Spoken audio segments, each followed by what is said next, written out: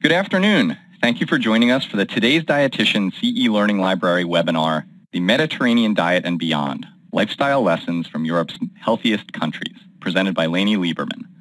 Today's Dietitian is the only independent magazine written specifically for registered dietitians and nutrition professionals. Today's Dietitian is proud to be the recognized resource for practical, reliable, and interesting information for dietetics professionals. Before we start the presentation, I have 2 points of housekeeping. First, in order to claim your CPE credit, you will have to remain with us through the entire hour-long presentation. Second, at the end of the session, our presenter will be taking questions. If you have a question, please type it in the question box in our control panel, and we will try to address as many questions as time allows. Today's presentation is brought to you free of charge through the support of Quaker. Please note that Quaker provided financial support only and did not have input into the information provided in this course. Today's presenter reports the following relevant disclosure. She is a consultant for Tyson Food Service. She has certified that no conflict of interest exists for this program. Now, Kristen Harris, PhD, Senior Principal Scientist, North America Nutrition for PepsiCo, will introduce today's presenter. Welcome, Kristen. Thank you, Jack, and thank you to everyone for joining us this afternoon. Quaker's thrilled to sponsor today's webinar entitled The Mediterranean Diet and Beyond, which will examine the Mediterranean diet pattern in the context of the European lifestyle. And while Quaker has no ties to the Mediterranean diet, we do love to see an eating plan that emphasizes the inclusion of whole grains along with fruits and vegetables. And with a roster of registered dietitians and nutrition scientists on staff, we know how important it is to include whole grains and complex carbohydrates in the diet.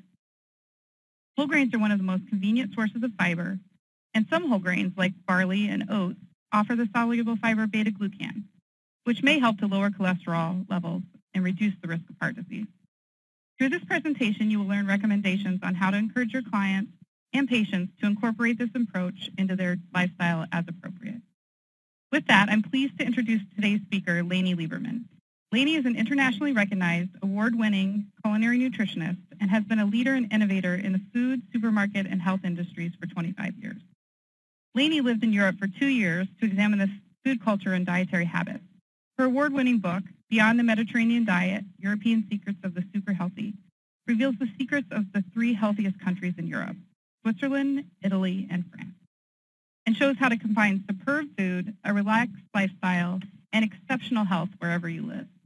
With significant experience in menu development and implementation for restaurants and food retailers, Layne has worked with high-profile chefs to create and market healthy menus and to provide nutritional analysis for their menu development.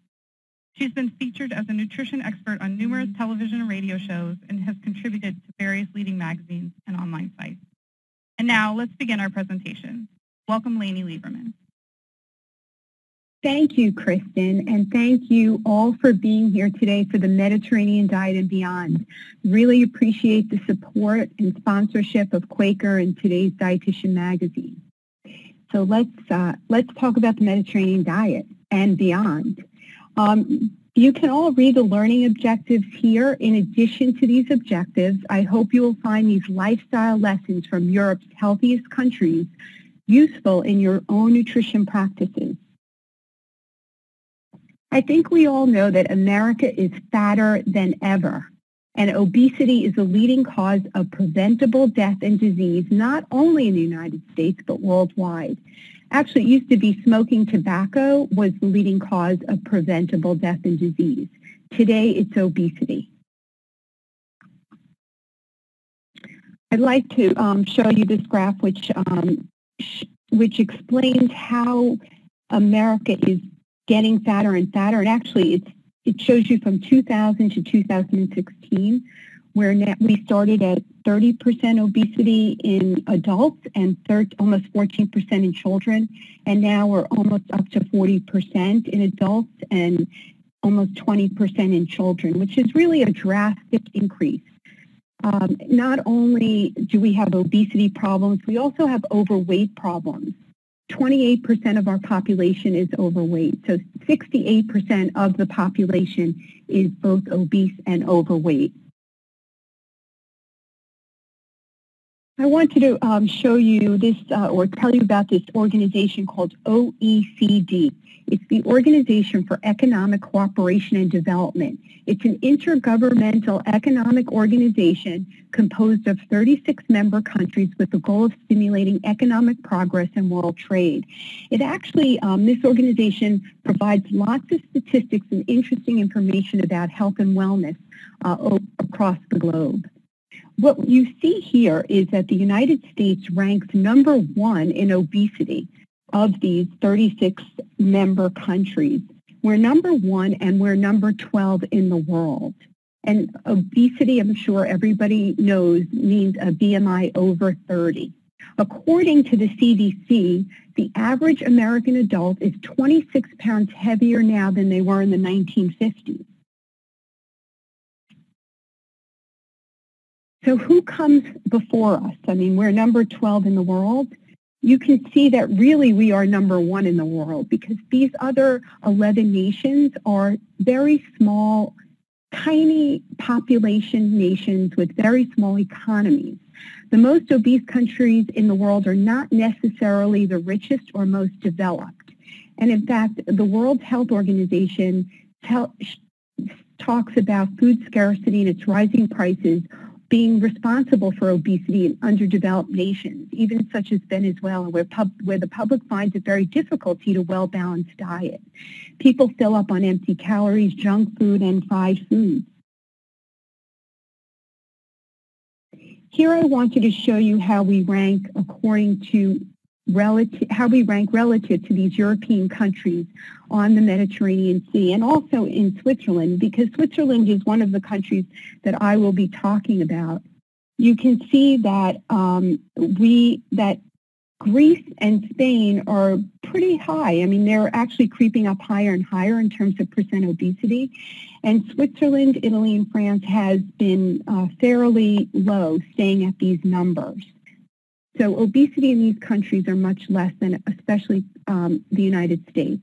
I do want to mention the country with the lowest rate of obesity being Japan, actually Hong Kong and Japan, where only 3.6% people are obese, although 25% of the population are overweight. The sad news is that obesity rates are expected to increase further, looking at this graph going into 2030 from OECD. There is an exception here. Can everybody see Italy? It's the yellowish line. And you can see there that there's a flattening out of Italy, a very low increase of rate of obesity if you look from the 1990s all the way projecting through 2030. You really don't see a problem. And what's interesting, of course, is the Italian diet is a high carbohydrate diet. So we're going to talk a lot about their diet and the diets of these other European nations. I also wanted to show you obesity in children and how we compare to other nations. Here, this graph again from OECD in 2017 showing the trend from 1990 to 2015. What I'd like you to look out here is the U.S. line are the blue lines.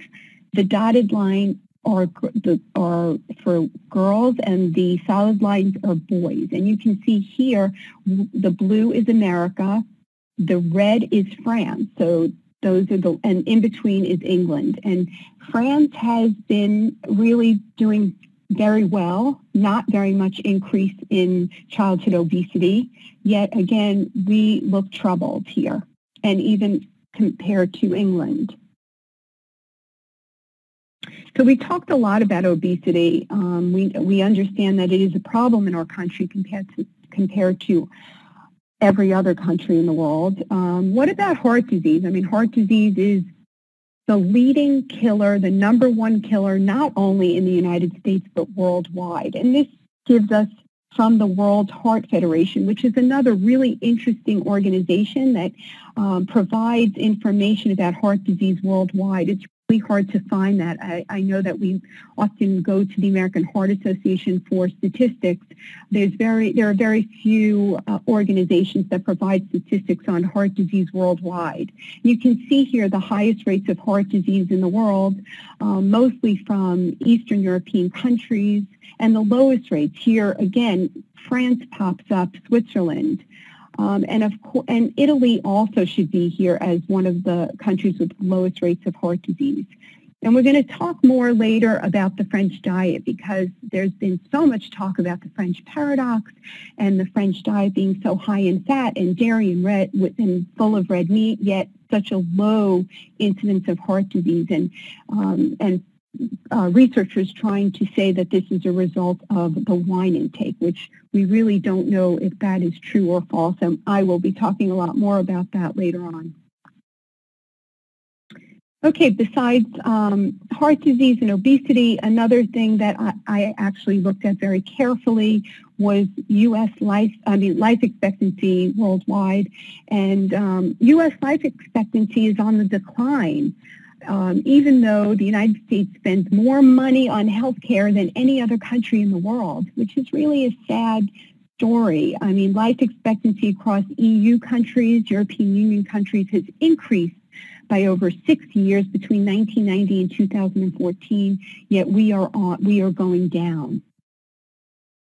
I wanted to share with you this chart of life expectancy throughout the world. You can see, again, ranking number 1, Japan and Hong Kong, and right after that comes Italy, Spain, Switzerland, and France. Again, very interesting that those countries remain healthy, they live long lives, and they eat the diet that they do, which is, again, we'll go through that in more detail, their traditional diets. Greece has dropped. Greece is number 25 on the list. They have become a little bit more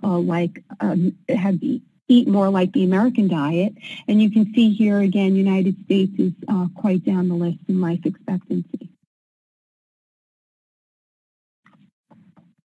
Now, this shows us that there's no correlation between country expenditure on health care and life expectancy. U.S. spends so much money on health care, and yet again, we're at a disadvantage. Perhaps it's about the management of our health care systems. As you can see, Switzerland does spend quite a bit. Switzerland's system is a private system, but it's a mandatory system, whereas Italy spends very little, and it has a national health care system, and it's an efficient system that provides excellent health care and is efficient and affordable. But health outcome is not just about risk factors. It's not just about looking at numbers like obesity and heart disease rates. It's as much about the quality and the enjoyment of life, the enjoyment of diet and lifestyle behaviors. It's about the quality of relationships with families and friends and workers that impact our health. Loneliness is as bad for our health as much as smoking cigarettes.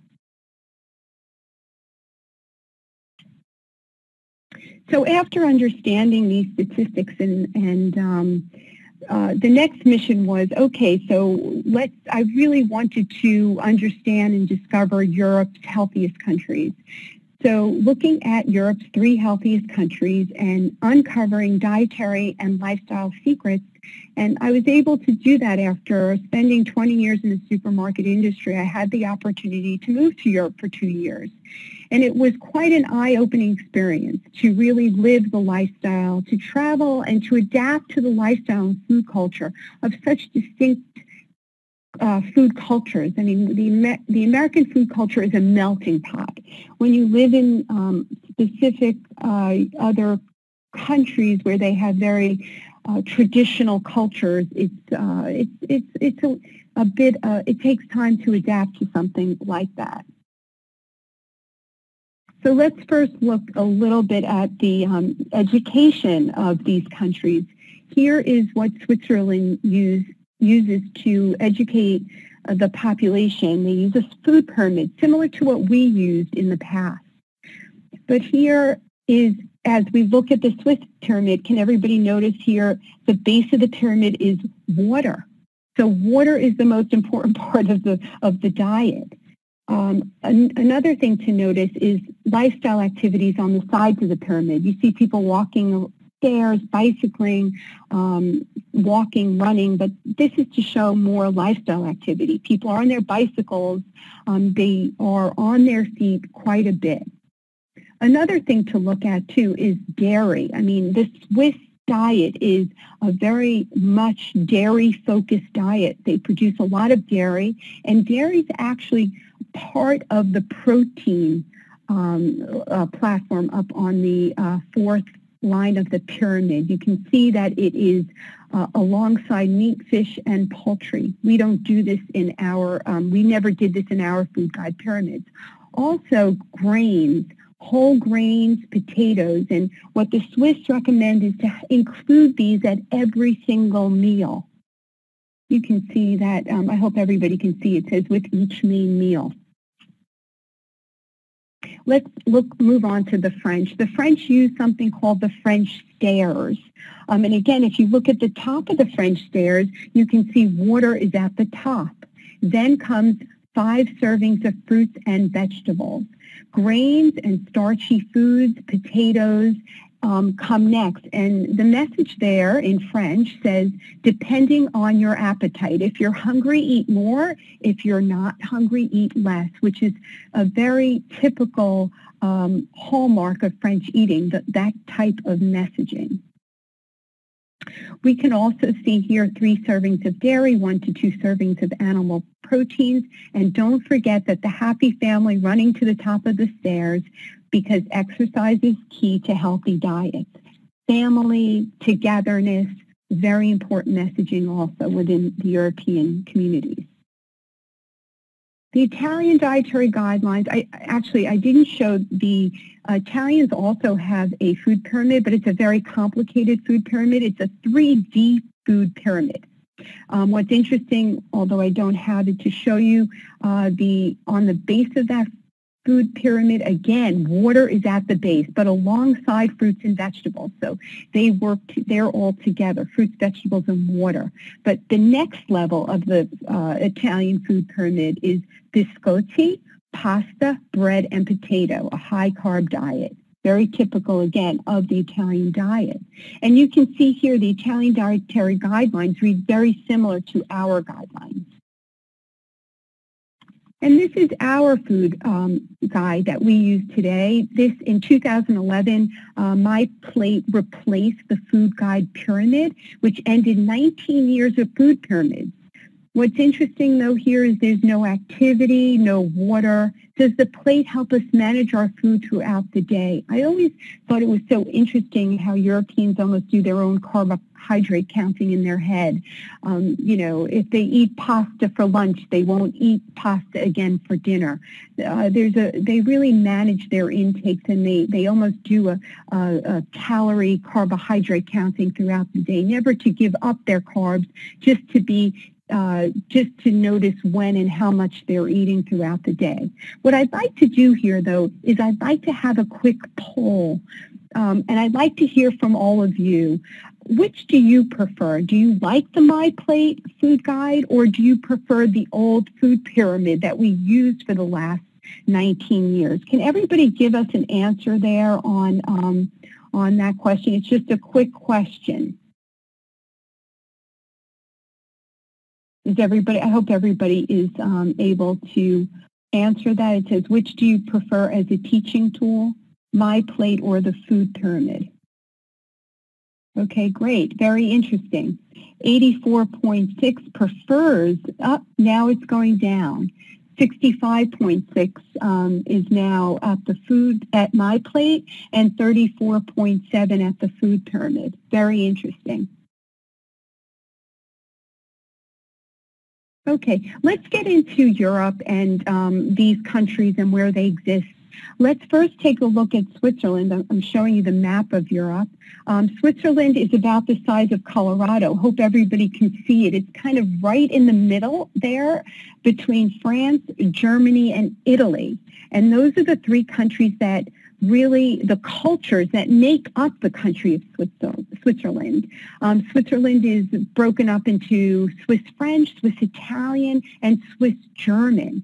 And within all of these different cultures, within one small country, there's many different cuisines based on the climate and the local food production. My home base for the research that I did was Geneva, Switzerland, which is in the French part of Switzerland. And the reason I chose Geneva was because of low-cost flights and easy access to an international airport. Switzerland has a wonderful location in Europe because it's so centrally located. It's so easy to travel out of. Switzerland in general as a country has an extremely energetic alpine lifestyle. However, there is a very traditional farmer-herder culture that occurs outside of the city.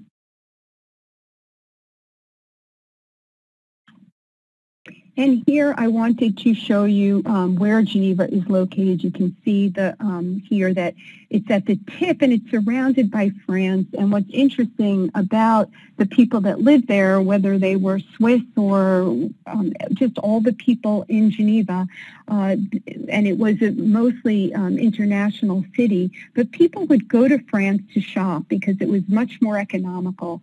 The euro was really more economical. Swiss franc was very expensive in Switzerland. However, throughout Switzerland, people always visited farmers markets. They were going on throughout the cities, even the areas around the cities, almost daily. Supermarkets are co-ops; they're cooperatives. Supermarkets are not everywhere, and they're not a big part of the culture.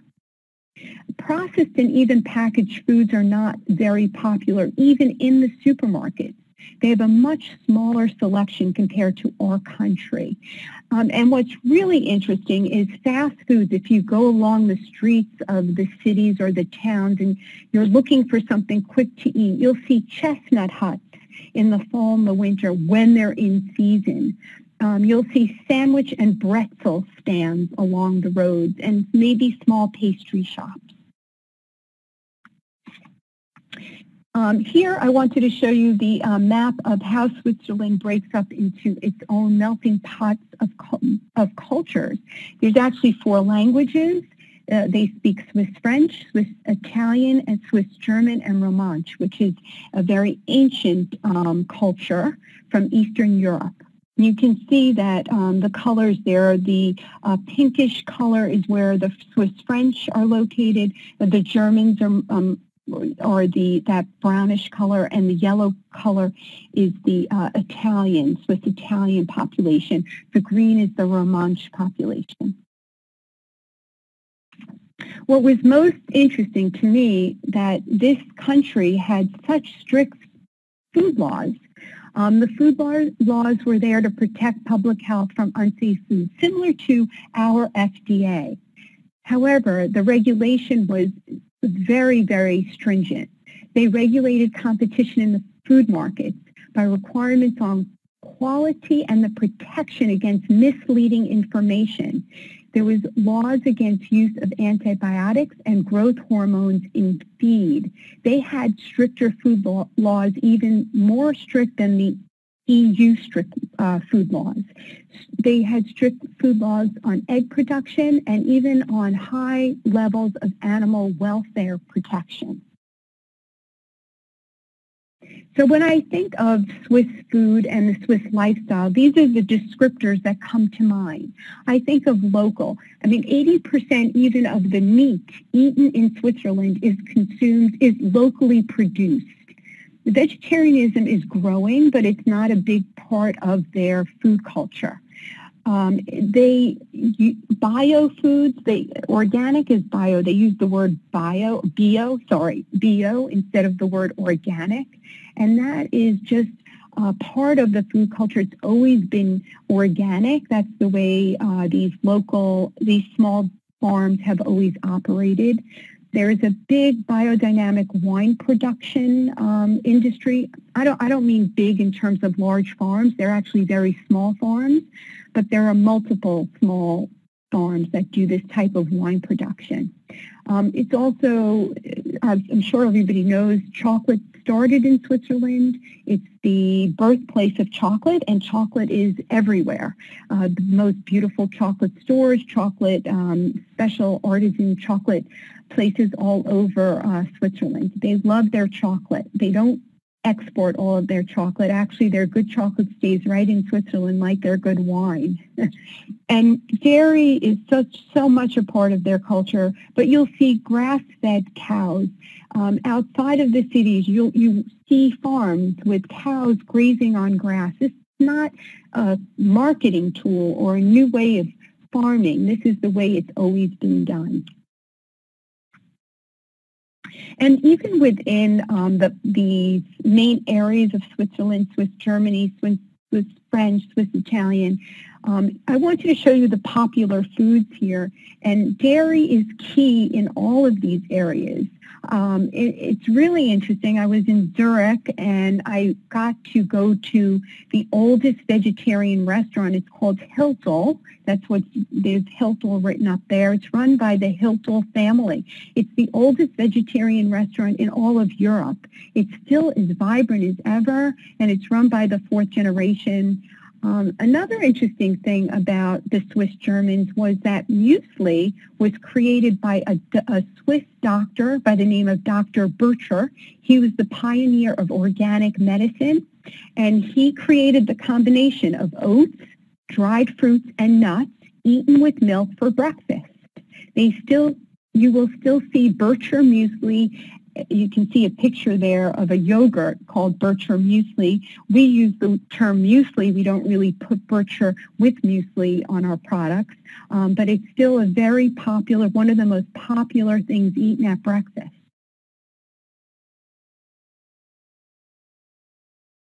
Okay, let's explore France.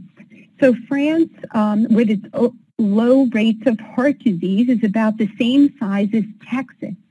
And just a little smaller. It's second to Japan in the number of Michelin star restaurants.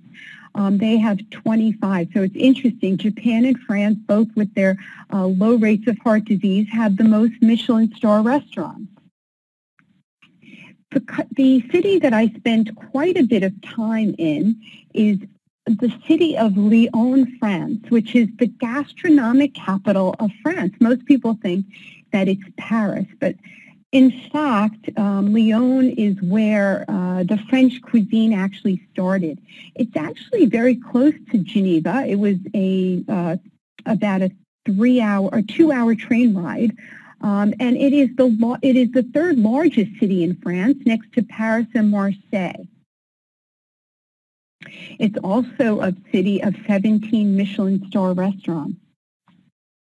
And one of the interesting things about this city is that it is full of this type of restaurant called bouchon, and it is a very heavy traditional French cuisine. And this was the original cuisine of France, or the original French cuisine, which is really focused on eating sausages, duck pate, roast pork, of extremely high-fat diet. Now, in this city of Lyon also came the beginning of a new form of cuisine that started in the 1960s, and this cuisine was called Nouvelle Cuisine, the new cuisine of France. And the person who started this new cuisine of France is Paul Bocuse. This is where I met Paul Bocuse.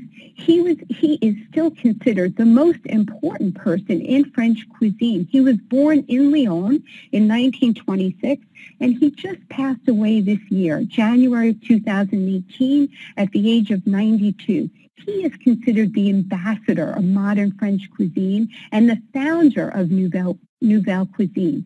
There's no other chef in the world who has held 3 Michelin stars as long as Mr. Paul Bocuse.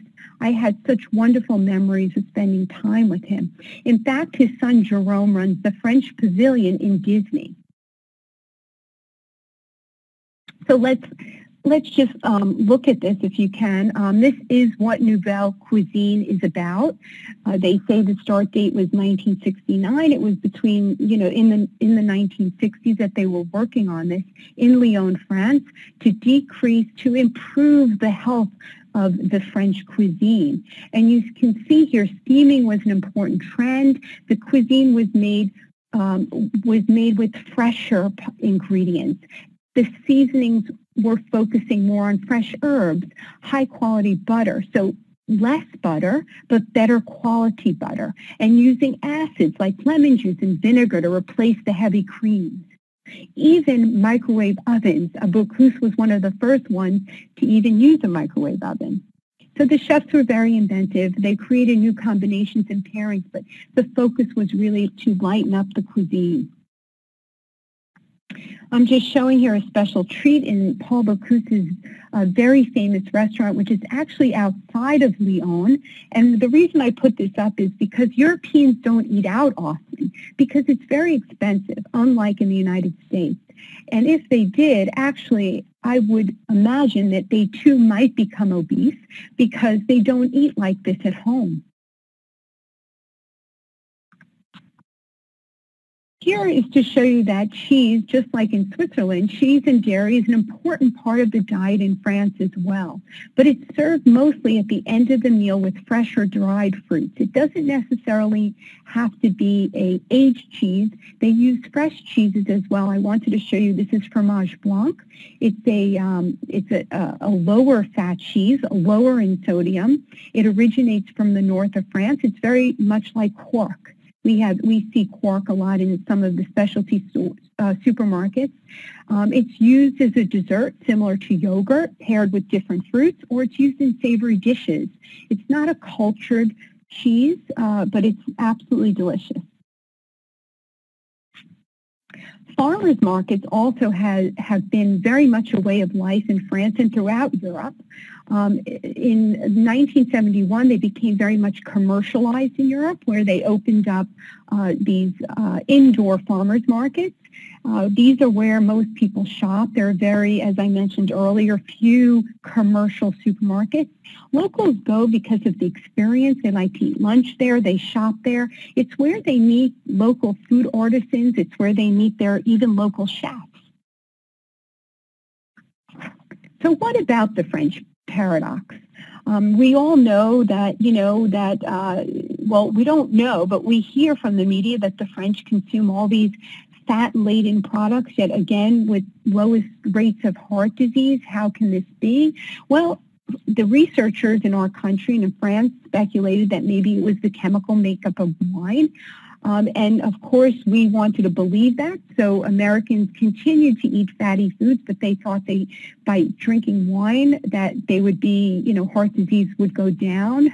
It was interesting because even airlines are running out of wine on flights. The wine industry wanted to lobby to add health claims to their wine labels, but this was not allowed. What we fail to understand that is French consume wine with their meals. They consume wine in small quantities as a culinary experience, pairing it with food not to get drunk. It's not used to cleanse the body. It's used as an enjoyment with their food. Also, French do not embark on these fad diets. They wouldn't dare to change their diets based on speculative studies or media hype messages. They're not easily persuaded. Europeans in general are not easily persuaded to be on a specific diet based on what's said in the media.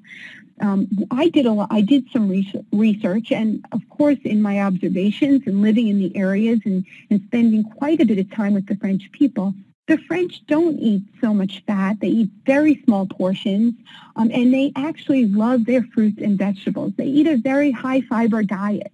Of course, when you go to French restaurants, it's a very different experience than what goes on in homes of these European nations. Portions we might consider are small, but they are normal portions. They don't eat large quantities of meat. They eat very small quantities of meat.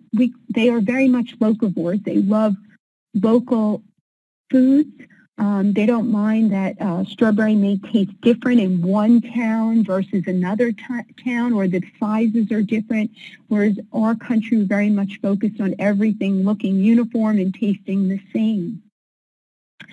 You'll also notice that, desserts in France are very small. They eat petit fours, which are bite-sized desserts. They don't stay away from desserts. They enjoy a little bit of everything. But portion size and quality is very important to the French culture. Food is expensive, and they're used to spending money on food. Each town and each village have their own delicacies, similar to how each town and village in Italy have their own pasta shapes.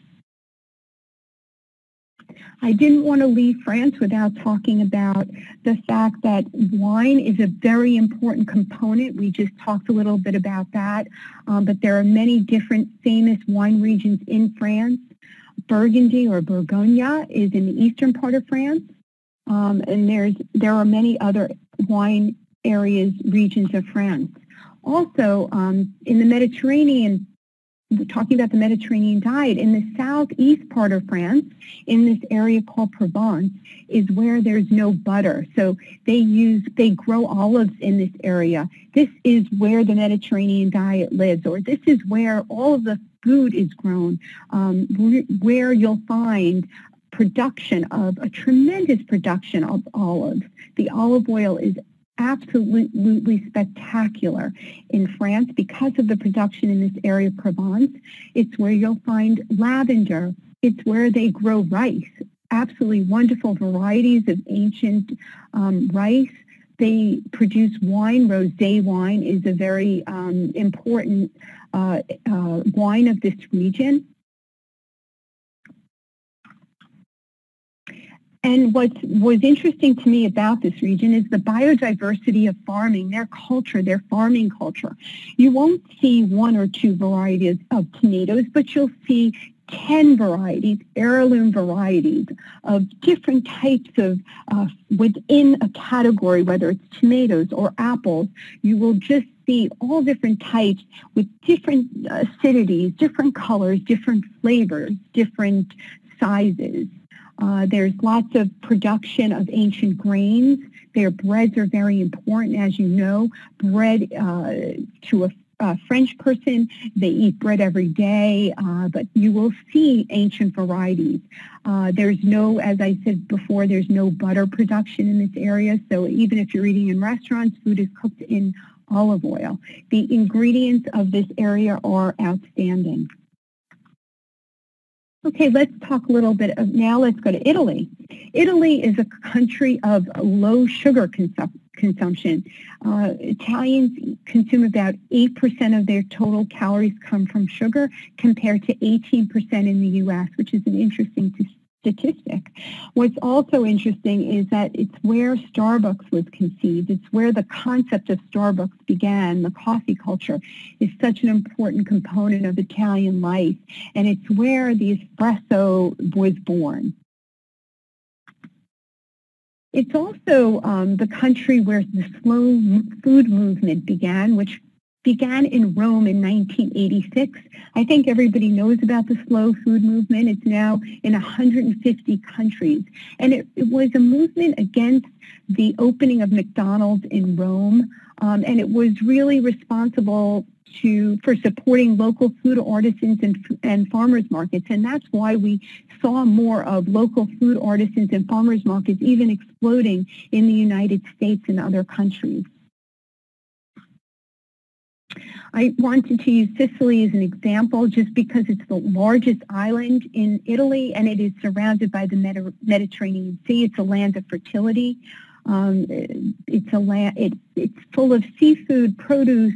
They have a huge animal herding culture as well. Small animals are eaten there as opposed to large animals.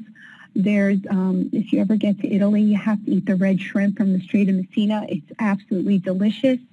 It's also where porcinis or forage. They have a big foraging culture. They have the oldest chestnut trees in the world around the Mount Etna area. And Mount Etna is a active volcano that's in Sicily, and that is responsible for the creation of this mineral-rich soil, which imparts such delicious flavor in the foods and the grapes that are grown in the region. You can see a picture, that's me in the bottom left, and you can see the volcano. I was there actually when there was an eruption. And there's the vineyard behind me there. I don't know if everybody knows, but porcina mushrooms are wild mushrooms. Whereas in America we don't have wild mushrooms, and they really are something special. So Sicily was known as the wheat granary of the Roman Empire, where wheat was grown. Wheat is grown all over Europe. Ancient wheat is grown all over Europe. Today, Sicily is the garden of Europe. They have specialty fruits, very much known for their citrus, the blood oranges and tangerines, lemons, especially their tomatoes and table grapes and so on there. They have lots of wild vegetables like wild asparagus, and they're also known for their fava beans and pistachios. This is interesting because unlike in other parts of Italy, Sicilians double up on carbohydrates. They actually put breadcrumbs on top of their pasta. And in the morning, they eat fruit ice on top of brioche, which is a type of bread that they eat for breakfast. Fruit ice is called granita. And so they have a very high carbohydrate diet again. They also are very well known for their ricotta cheese, and the ricotta cheese is very popular in their very famous dessert called the cannoli. So we can't leave Italy again without talking about wheat and grains, and I think it's very important that we do bring up the fact that there's been a lot of negativity around wheat as a result of the gluten-free fad that has occurred in our country. And yes, I do want you to kind of read through this slide if you'd like, but as I want you to listen about, this is important, that celiac disease is a very serious disease. And it does affect about 1% of the population, and that population cannot digest wheat gluten proteins, and therefore it's a very urgent matter for that population. However, for those that do not have that disease, wheat has been around. It is been around forever.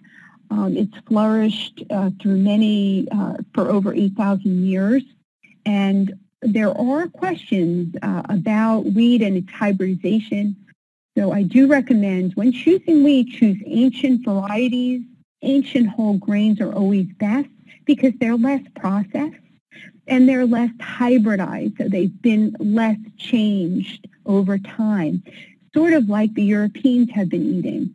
The other interesting thing about wheat is that in our country, bromated flour is allowed to be used and is used very often to make our breads.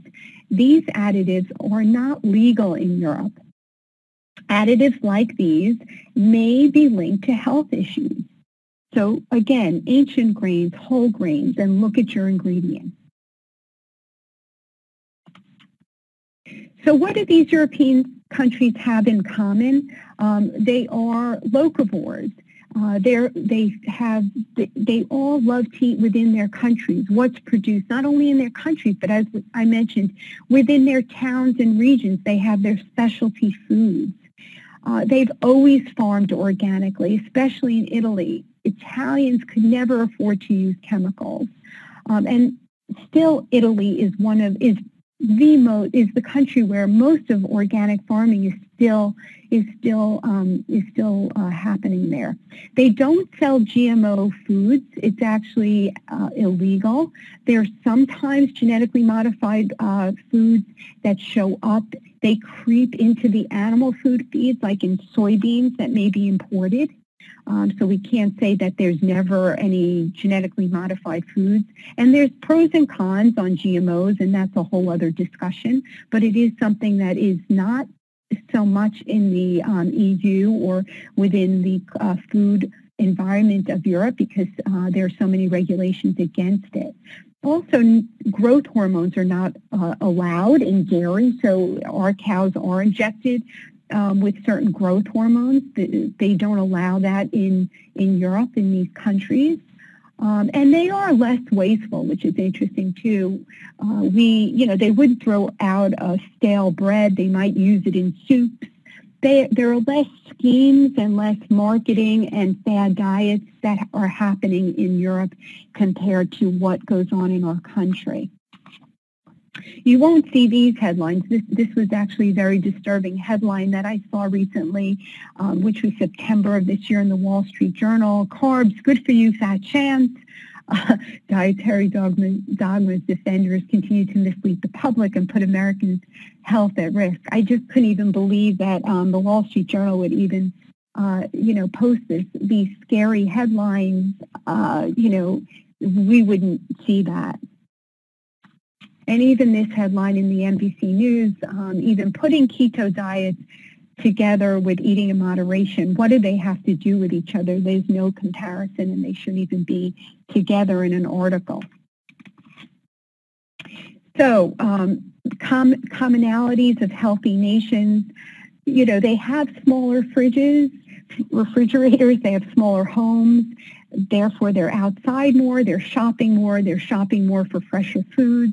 There's no room to store Costco-sized products in their homes. There's also a lot more besides that type of lifestyle behavior. They are very much into respecting their traditions. They don't think about fad diets. This is a way of life. If they eat pasta every day or they eat bread every day, this is the way they grew up. Drinking wine is part of the tradition of pairing food. It's not to get drunk. Family ties and social ties, religion and community, these are all part of lifestyle and the importance of health and wellness. And this is what creates health and wellness. So how do we, even compare U.S. compared to European diet versus lifestyle? We think more in terms of diet. They think more in terms of lifestyle. And that's how they operate. They think of traditions, not of a diet. And they don't think about, fast food or they think of family recipes. They're thinking about their local markets, who they're going to see today to pick up their local produce, or what's fresh, what came in. They have the socialization component, which is very important to them. So the diet is very much part of, the diet and lifestyle work together in Europe. It's not separated. It's not about a diet. It's about a culture. Food is culture, and also quality over quantity. That's a very important part of this whole process of health, is quality food, willingness to spend money on quality food. We haven't even yet talked about the Mediterranean diet. I'm going to go quickly through this because this is really important. I see I'm running out of time. The Mediterranean diet was derived from the food and lifestyle of the people that lived around the Mediterranean Sea during the 40s, 50s, and 60s. And actually, the Mediterranean diet was a term that came after a very important study called the 7-country study. And it was based on what they learned from these cultures, which were, the cultures were Italy and Greece. The Mediterranean diet, getting back to that, the diet was locally sourced. It was based on the diets of the Greeks and the Italians. And it was, I'm sure everybody knows about the Mediterranean diet being comprised of fruits, vegetables, grains, legumes, seafood, olive oil, some poultry, some dairy, occasional red meat, and wine in moderation. And a very important part of this was the activity, daily walking, not going to a gym, but the walking. And people were walking 9 miles a day. It was part of their lifestyle. So Greece, as noted earlier, really doesn't have the good health statistics any longer. So let's look at the 7 country studies, which was really what promoted or created the term, or the Mediterranean diet term was a result of the 7 country studies.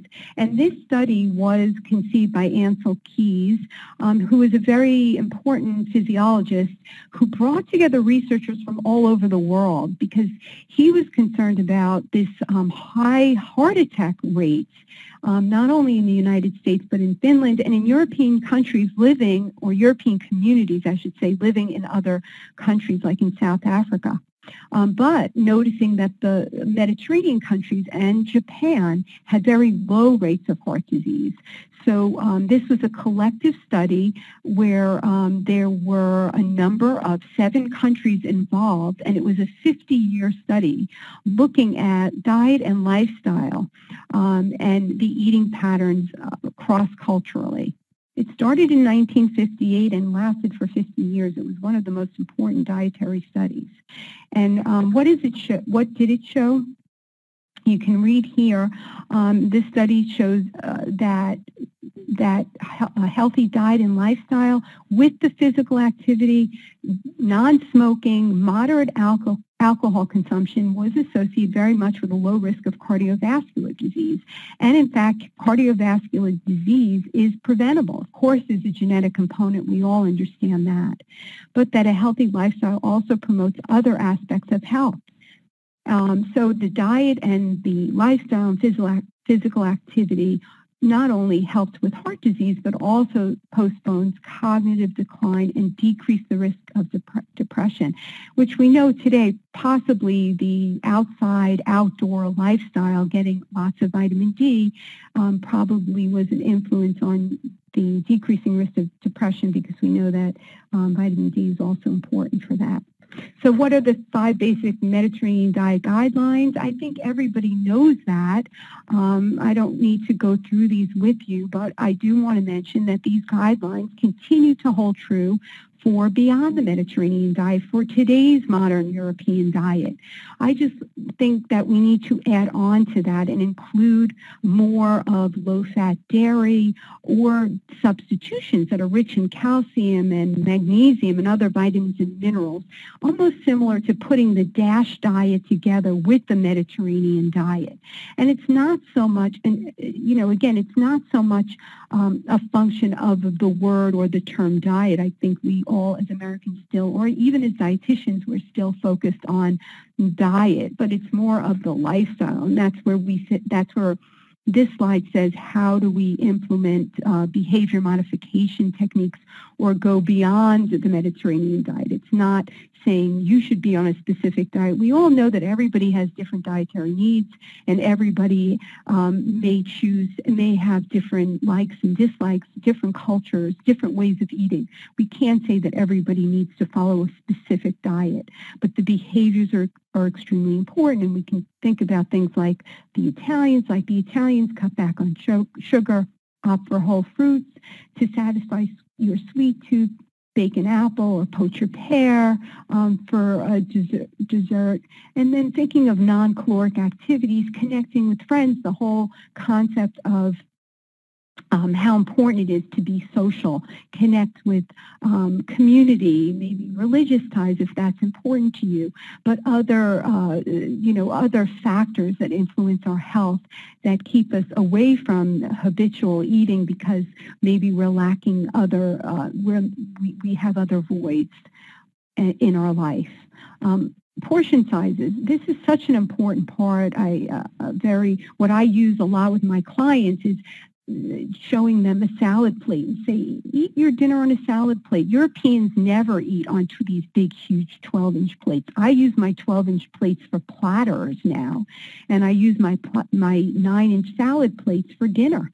Even with beverages, it's so interesting. I bought now these 7-inch juice glasses, and that's really the way we used to eat in the 1950s before obesity became so prevalent in our country. We never had these huge glasses and huge plates. So even something as simple as that can be so helpful. Be mindful over quality and quantity. 1 square of good quality chocolate. You don't have to give up chocolate. You don't have to give up pasta or wine or dessert. That's part of enjoyment, and that is very important message in this presentation, that it shouldn't be about giving up anything, but thinking about the quality, the experience that goes along with that, the experience of eating a good quality piece of chocolate rather than eating a big king-size candy bar that doesn't even taste that good because it doesn't have such distinctive flavors. I also, lastly, I want to mention that I do culinary education programs in Italy, and if you are, they do have continuing education credits. If you are interested, please stay connected. I'd love for you to come 1 year on a tour. They're really fun and interesting, and I hope that we can all stay connected. It's an important part of staying healthy. Us as dietitians, we're a wonderful group of health care professionals, and it's great to support one another in our journeys in what we do. So thank you all, and thank you again, Quaker and Today's Dietitian Magazine, for sponsoring this webinar. If you have any questions, I'm more than happy to answer them or to connect with you later on and answer those questions. Thanks, Layne. We have quite a few good questions. I tried to trim some of them down and put them into your chat box, particularly ones that appeared multiple times. I think the audience might be most interested in these. Okay, so thanks, Jack. I see the first one here. Samira is asking, do you get the sense that the strict regulations in Europe are a reflection of a public holding its institutions accountable and wanting to protect of a certain lifestyle and tradition of quality foods? If so, how can RDs in the United States to promote these ideals, perhaps legislation, social marketing? So yes, I mean, what's interesting is, yes, that the Europeans, you know, it's more, we're a very capitalistic country, very much oriented, and that's great. We have so many choices, right? We have so many food products on the market, which gives us more choices, and there's pros and cons to that. But in Europe, there are less choices. There's not as much marketing, and there's much more control over protecting the public. I mean, we see that even in social media today, right? They're, you know, they have strict laws on privacy. They have, there's much more accountability with business. At least that's been my experience, even living overseas. Even in Switzerland, I mean, this is nothing to do with the question, but, you know, I had to have health insurance. There was no question. The Swiss had a law about that. And, you know, so there are very strict rules and regulations. And whether it comes to food or anything else, there's much more accountability there.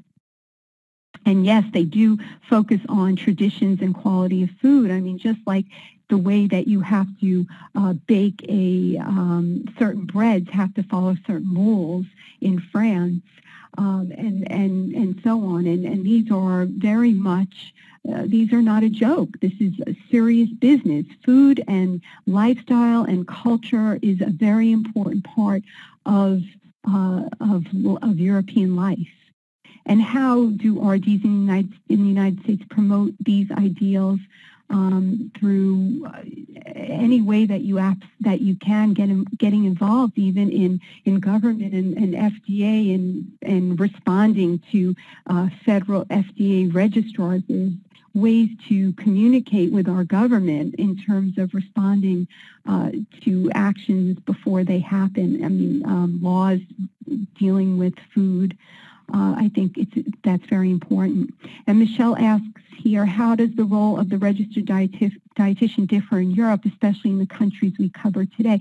That's interesting, Michelle, because we do, on the tours that I do, we do meet with registered dietitians and we talk to them. They're actually not registered dietitians. They have degrees in nutrition and biology, and they're scientists. And they do work with people, and they talk about how important it is that they would never, like we met with an Italian dietitian, they would never tell someone don't eat pasta, but they might say eat 75 grams of pasta instead of 150 grams of pasta at lunch and dinner. And if you want to have it twice a day, that's fine.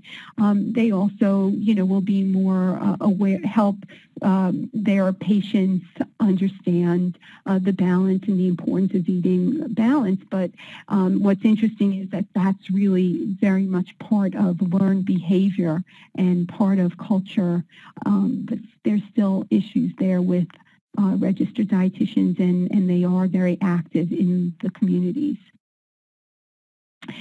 Karen asked, do the low-income populations in these European countries eat the same way as you describe? What suggestions do you have in terms of introducing these patterns to low-income patients and clients? Well, what's so interesting, I love this question, Karen, because, think about the peasant diet. I mean, that's really, Italy is not a wealthy country, and they have the best health statistics.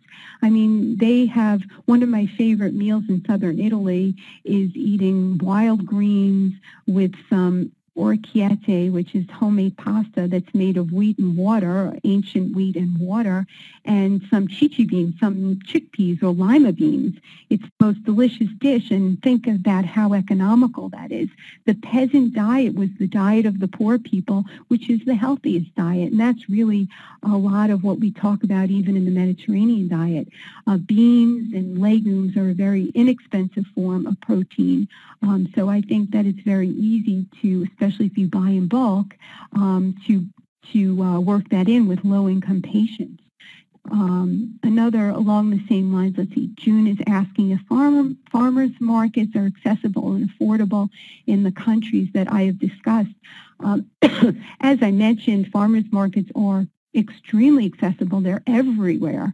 I mean, that's part of life in Europe is, Saturdays and Sundays going to the farmers markets or finding out Wednesdays and Thursdays where they're located in the cities and villages because they do move around. They are, food is not cheap. I mean, most people think it's cheaper. People pay, they spend more money.